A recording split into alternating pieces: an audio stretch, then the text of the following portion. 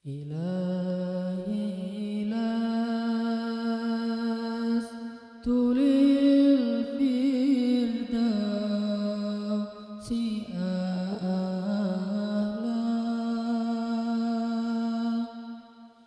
ولا أقوى على النار الجحيم فهب لي توبة واغفر ذنوبي فإنك غافر الذنب العظيم.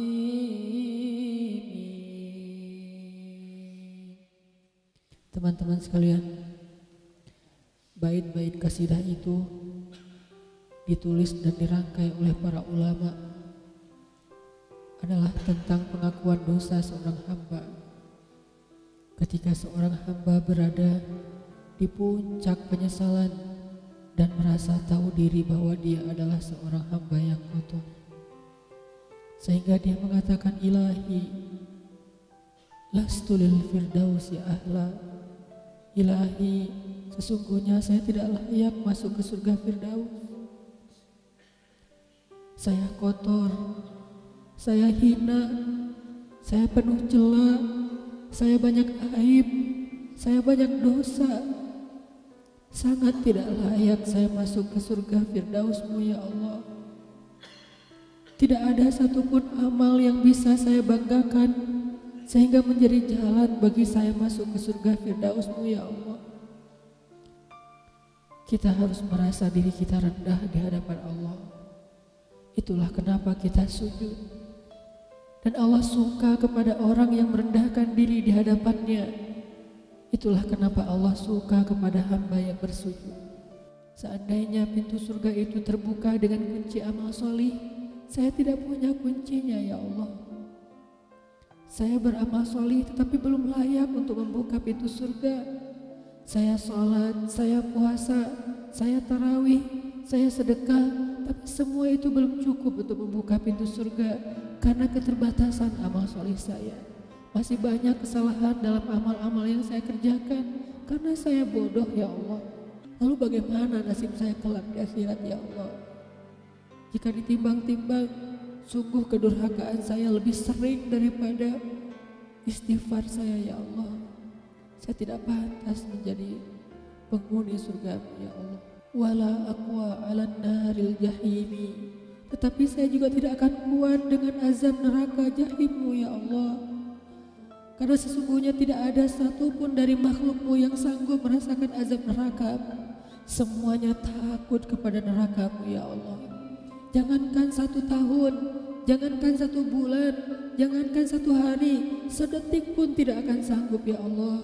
Karena saya mendengar sesungguhnya Rasulullah SAW bersabda, azab yang paling ringan bagi penduduk neraka adalah dipakaikan baginya sendal terompah dari api yang membakar kakinya sampai mendidihkan kepalanya.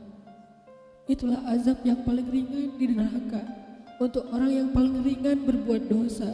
Bagaimana dengan saya ya Allah? Dosa saya banyak, saya pernah durhaka kepada ibu bapak saya. Itu saja sudah cukup bagi saya mendapatkan azab yang lebih besar di neraka dan saya tidak sanggup ya Allah. Saya pernah durhaka kepada ibu saya marahi ibu saya karena satu kesalahan. Padahal saya lebih sering berbuat salah dibandingkan ibu saya. Tapi ibu memaafkan saya. Ketika di waktu kecil saya memecahkan barang-barang ibu saya memungut barang-barang itu sambil tersenyum, membelai kepala saya, mengatakan nasihat-nasihat yang baik. Sama sekali ibu saya tidak marah kepada saya saat itu. Tapi ketika telah dewasa, tidak sengaja ibu saya yang sudah tua renta kadang memecahkan barang saya, merugikan sedikit saja dari harta saya marah seperti setan ya Allah. Saya bentak ibu saya ya Allah, bahkan kadang membuat ibu saya terluka, kaget, takut.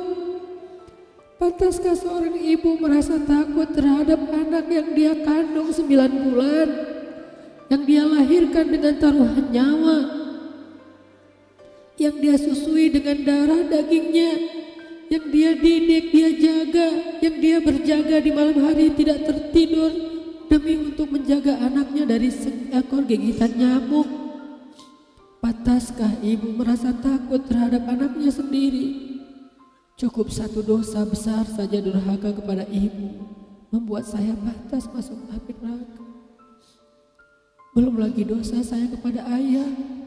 Ketika saya berdebat habis-habisan di hadapan ayah saya, hanya ketika ayah saya menasihati saya dengan satu nasihat sederhana, saya debat ia, seolah-olah wawasan saya lebih banyak, ilmu saya lebih banyak, pergaulan saya lebih luas, pendidikan saya lebih tinggi, padahal semua itu saya dapatkan hasil dari perjuangan dan pengorbanannya.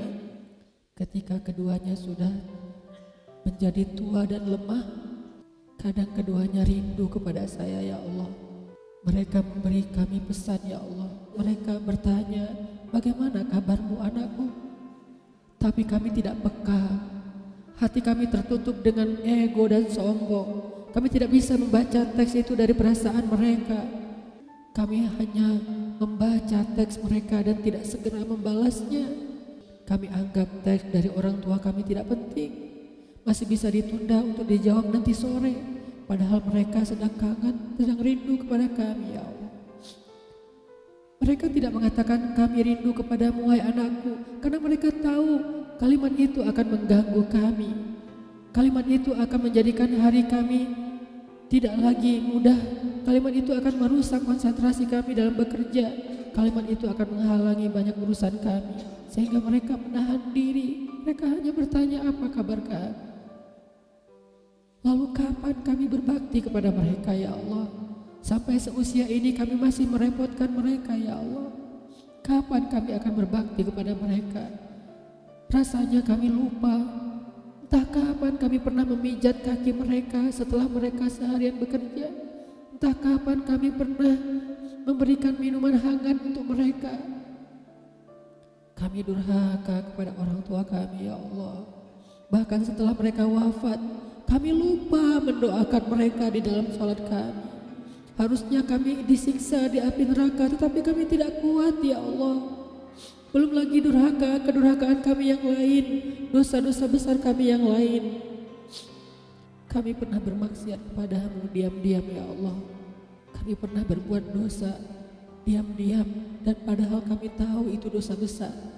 Tapi kami tidak peduli, kami tidak takut kepadamu. Seolah-olah ancamanmu itu hanyalah mitos, seolah-olah ancamanmu itu hanyalah fiktif, seolah-olah apa yang kau firmankan di dalam Al-Quran itu tidak benar-benar ada. Kami sombong menantangmu dengan berbuat dosa. Banyak dosa yang kami tidak bisa menyebutkan satu persatu, ya Allah. Keluh lidah kami untuk menyebutkan dosa-dosa kami, ya Allah. Malu untuk menyebutkan dosa-dosa kami, ya Allah. Tidak ada yang bisa kami harapkan darimu selain Engkau terima taubat kami, ya Allah. Fahabli taubatan, beri kami taubat yang nasuha, ya Allah. Terima taubat kami, ya Allah. Kami belum berani meminta surgamu, kami juga tidak akan kuat dengan nerakamu. Kami meminta terimalah taubat kami, penyesalan kami, janji kami untuk kembali kepadamu, memperbaiki diri. Teman-teman sekalian, mari kita baca bait itu dengan penyesalan. Kita baca bait itu seolah-olah kita sedang curhat kepada Allah Subhanahu wa taala.